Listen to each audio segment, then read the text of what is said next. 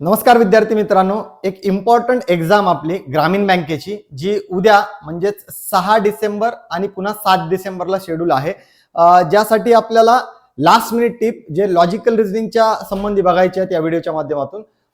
ग्रामीण बँकेची प्रिलिम्स ही तुम्हाला या आठवड्यासोबत सोबत पुढच्या आठवड्यात पण शेड्यूल आहे. 2 आठवड्यामध्ये ग्रामीण बँकेची एक्झाम होणार आहे. नक्कीच पुढच्या आठवड्यात ज्याही विद्यार्थ्यांचे पेपर्स असतील त्यांना या शनिवारी आणि रविवारी झालेल्या पेपर्स मधून पॅटर्न कोणता आलेला होता, डिफिकल्टी लेवल काय होती, गुड अटेम्प्ट काय असले पाहिजे, या सगळ्या गोष्टीचा एक अंदाजा येणार आहे. पण उद्या एक्झाम असताना आपल्याला आज नेमकं कोणत्या माइंडसेटने एक्झामला जायचं आहे, रिझनिंग सेक्शन मध्ये स्पेसिफिक आपल्याला काय करायचं आहे. मागच्या 2024 ला जास्त नाही, आपण 23-22 कडनं जाता 2024 मध्ये लेटेस्ट पॅटर्न कोणता विचारला गेला होता, त्यावर कट ऑफ काय होते, या सगळ्या गोष्टी पुढच्या 2-5 मिनिटांमध्ये या व्हिडिओच्या माध्यमातून बघणार आहेत. तर सगळ्यात महत्वाचं, एक्झामला जाण्या अगोदर ही गोष्ट तुमच्या डोक्यात असली पाहिजे, ही गोष्ट आपल्या माइंडमध्ये असली पाहिजे की बिलीव्ह इन युअर सेल्फ. आपल्या स्वतःवर विश्वास ठेवा.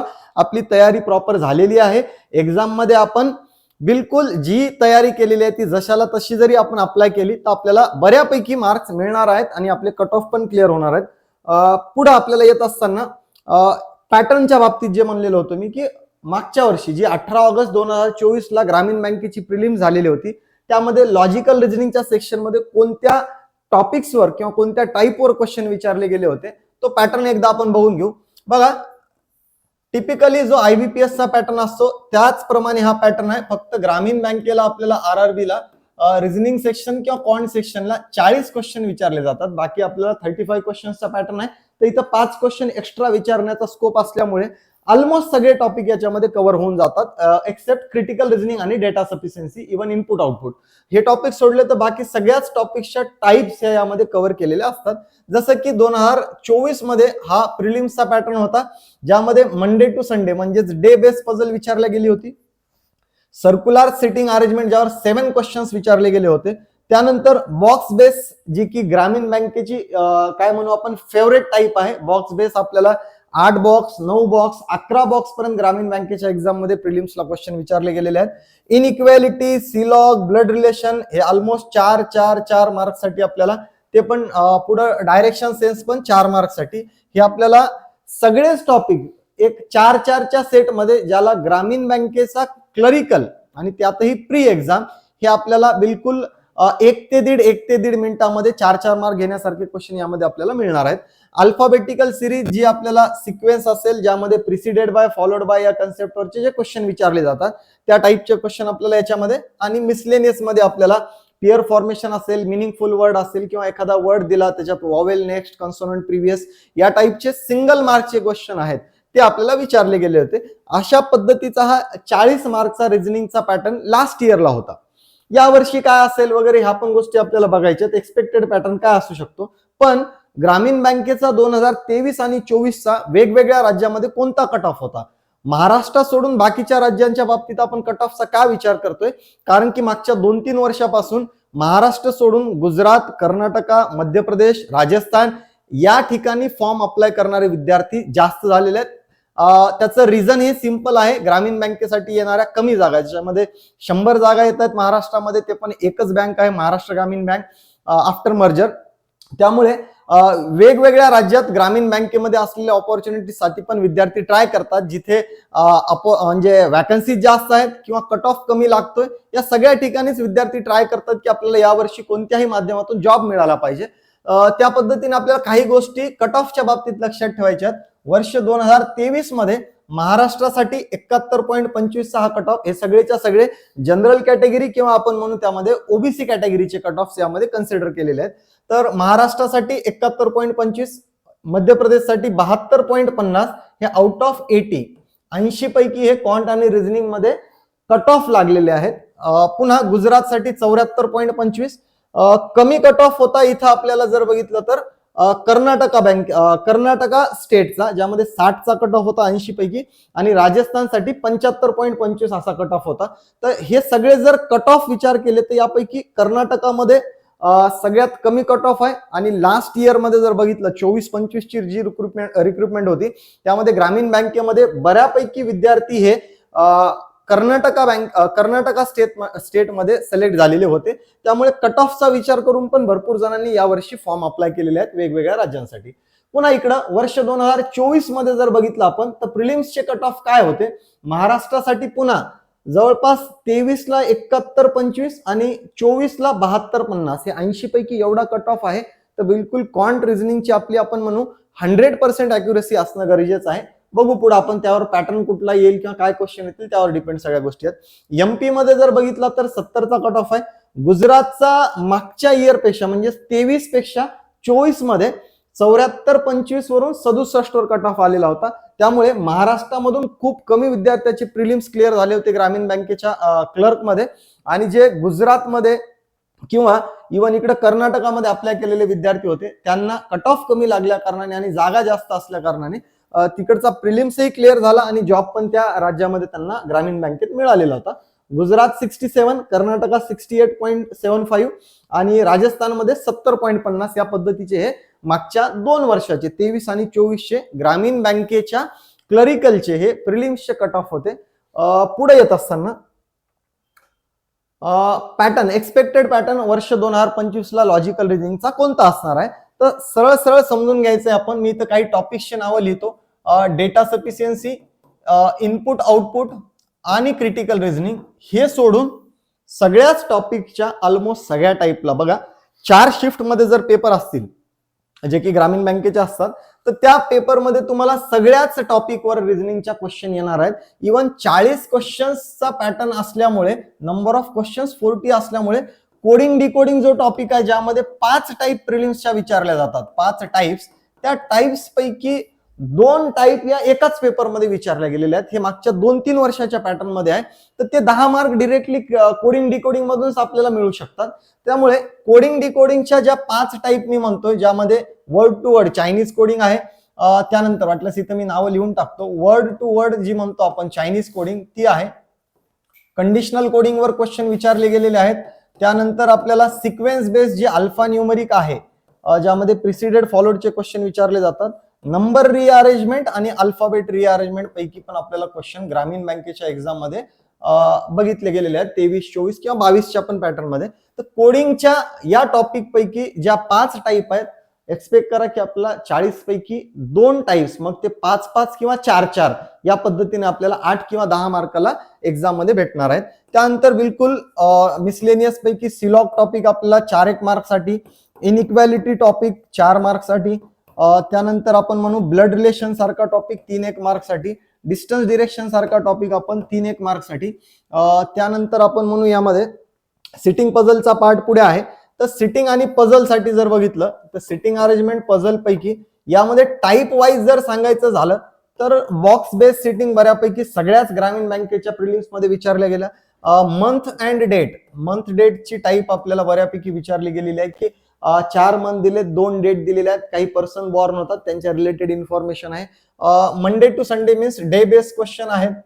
त्यामध्ये इनसाइड आउटसाइड विचारले जाण्याचे चान्सेस खूप कमी आहेत. सर्क्युलर मध्ये सर्क्युलर बेसिक मध्ये आपल्याला क्वेश्चन बघायला मिळणार आहे. त्याच्यात सर्कल बेसिक मीन्स एकतर सगळेच्या सगळे पर्सन फेसिंग सेंटर आहेत किंवा सगळेच्या सगळे पर्सन फेसिंग आउटवर्ड आहेत. दोन्ही पैकी कोणतीही अरेंजमेंट आपल्याला यामध्ये बघायला मिळू शकते. सिटिंग अरेंजमेंटचा पार्ट जर बघितला आपण पुढं पझल वाला पार्ट बघितला तर बिलकुल आपल्याला अनसर्टन नंबर ऑफ पर्सनचे क्वेश्चन्स असतील. Flat and floor based question आहेत. त्यानंतर आपण यामध्ये म्हणू की फ्लॅट फ्लोअरच्या नंतर फक्त फ्लोअर बेस दिलेला आहे. 7 फ्लोअर 8 फ्लोअरचा टाईप दिलेला आहे यावर बेस. इव्हन सिटिंग अरेंजमेंट मध्ये स्क्वेअर वाला पार्ट हा बऱ्यापैकी विचारला जातो. लाईन अरेंजमेंटचा पार्ट विचारला जातो. आता एवढ्या टाईप दिलेल्या आहेत तर त्या काही एकाच सेटला एकाच शिफ्टला विचारल्या जाणार आहेत का नाही. आपला एवढ्या सगळ्या टाईपचा अभ्यास ऑलरेडी झालाय जर आपण सिटिंग आणि पझल बेसिकली कंप्लीट केला असेल तर एखाद्या बॅच मध्ये. तर मग यापैकी आपल्याला 3 किंवा 4 टाईपचे जर क्वेश्चन 4 मार्कला येत आहेत किंवा 5 मार्कला तर 16 ते 20 मार्क आपण या सिटिंग पझलचे आणि बाकीचे मिसलेनियस रिझनिंग मधून ह्या टॉपिक मधून आपल्याला एक्झाम मध्ये बघायला मिळणार आहे. तर हे आपण जनरली एक्सपेक्टेड पॅटर्न मध्ये असं वेगळं सांगण्याची गरजच नाही कारण की क्वेश्चन 35 ऐवजी 40 आहेत. तर बिलकुल आपल्याला 4 मार्कच्या सेटमध्ये आपल्याला सगळेच टॉपिक सिटिंग पझल आणि मिसलेनियसचे सगळे टॉपिक आणि सिंगल मार्कचे जे क्वेश्चन असतील 1 मार्क क्वेश्चन हे पण आपल्याला त्यामध्ये बघायला मिळणार आहेत. फक्त आता याला अप्रोच सॉल्व्ह करत असताना क्वेश्चन सिलेक्शन कसं असलं पाहिजे. ओल्ड स्टुडंट जे आहेत, ओल्ड स्टुडंट म्हणजे ज्यांची 1 ते 1.5 वर्षापेक्षा जास्त तयारी झालेली आहे, ही IBPS बँक भरतीची तयारी करतायत, त्यांच्यासाठी एक सरळ सरळ आहे की हा कोणता पीओचा पेपर नाही जिथं क्वेश्चन सिलेक्शन करायचं आहे. IBPS PO आहे किंवा RRB PO आहे, याच्यामध्ये आपल्याला क्वेश्चन सिलेक्शन, इव्हन SBI क्लरिकलला पण एखाद्या वेळेस आपण मिसलेनियस रिझनिंग सॉल्व्ह केल्यानंतर चूज करून सिटिंग पझल, फ्लॅट फ्लोर जमत नाही तो सोडला आणि बाकीचे 30 सगळे आपण अटेम्प्ट केले. ह्या पद्धतीनं पण क्वेश्चन सॉल्व्ह करतो. पण इथं बिलकुल अभिषेक शर्मा सारखं जायचंय.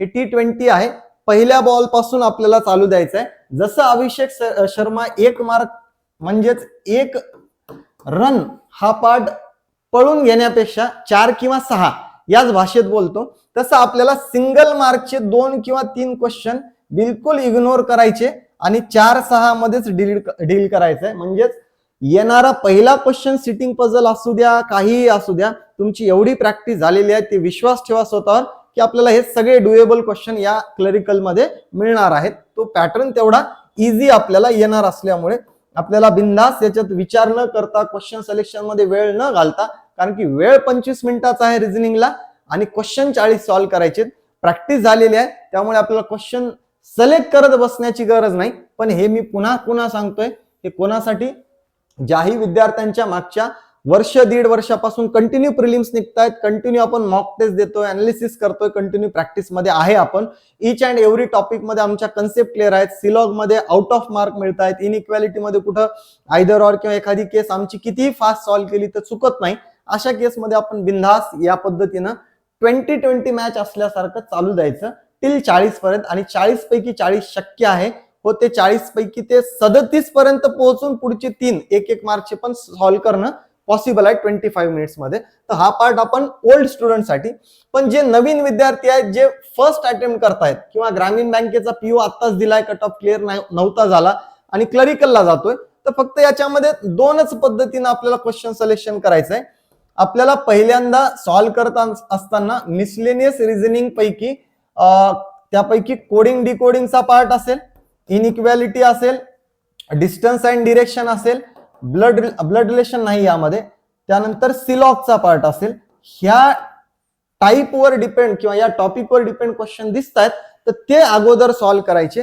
त्यानंतर आपण यायचं आहे इकडं सिटिंग अरेंजमेंट आणि पझल पैकी क्वेश्चन्स जे की आपल्याला इझी वाटतायत, आपली नवीन आहेत, हा पार्ट मी कन्सिडर केलाय. त्यामुळे हे कन्सिडर करतोय की नंबर ऑफ मॉक टेस्ट आपल्या कमी झालेले असतील, इव्हन आपल्या बॅचेस इनकम्प्लीट असू शकतात, काही टॉपिक झालेले नसतील, तर तशा केसमध्ये मला जो टॉपिक शिकवलेला नाहीये, जी टाईप शिकवलेली नाहीये, ती थोडी बाजूला सोडून मला मिसलेनियसचा सगळा पार्ट शिकवलाय, त्यामधले माझे 18 ते 20 मार्क अगोदर सिक्युअर झाले पाहिजे.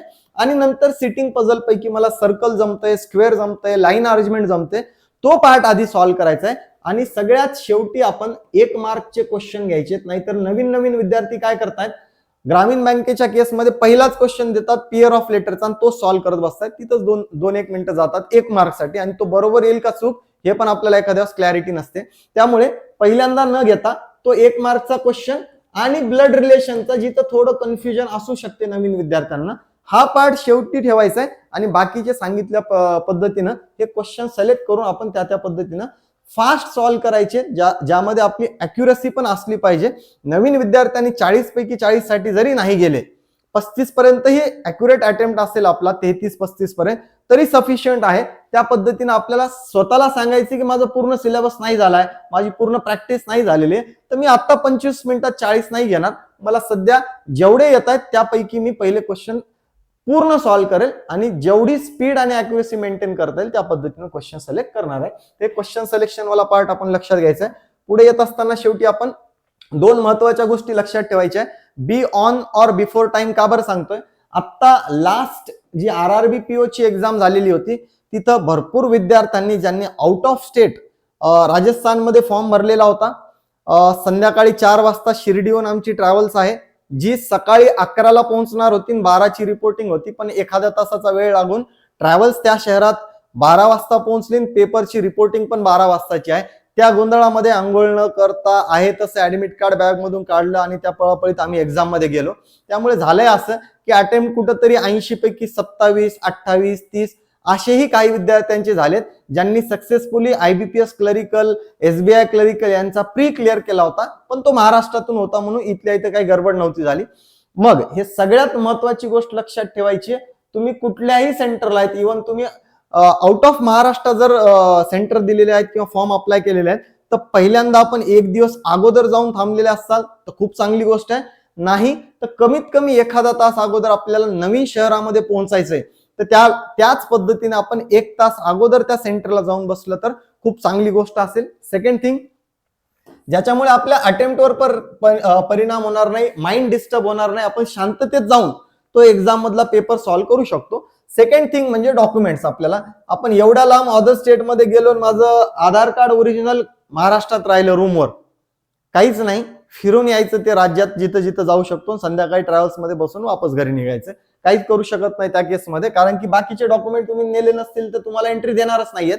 त्यामुळे जे कोणते तुमचे डॉक्युमेंट तुम्ही सोबत घेऊन जाणार आहेत, आधार कार्ड, पॅन कार्डच्या अगोदर पहिले आपलं ऍडमिट कार्ड हे आपल्या सोबत असलं पाहिजे. त्यानंतर आपण आधार किंवा पॅन पैकी कोणतंही डॉक्युमेंट सोबत नेत असाल त्याचं ओरिजिनल प्लस झेरॉक्स या दोन्ही गोष्टी आणि पासपोर्ट साईज फोटो तुम्हाला सोबत ठेवायचे आहेत. याच्यापैकी कोणतीही गोष्ट आपली मिस झाली नाही पाहिजे, याकडे आपण आजच सगळ्या गोष्टी बॅगमध्ये पॅक करून ठेवायच्या आहेत. तर हा पार्ट आपल्याला माहिती आहे बऱ्यापैकी, जे ओल्ड विद्यार्थी आहेत त्यांना सांगण्याची गरज पडत नाही, पण नवीन विद्यार्थ्यांनी या सगळ्या गोष्टी आपल्या आजच जमा करून सोबत ठेवायच्या आहेत.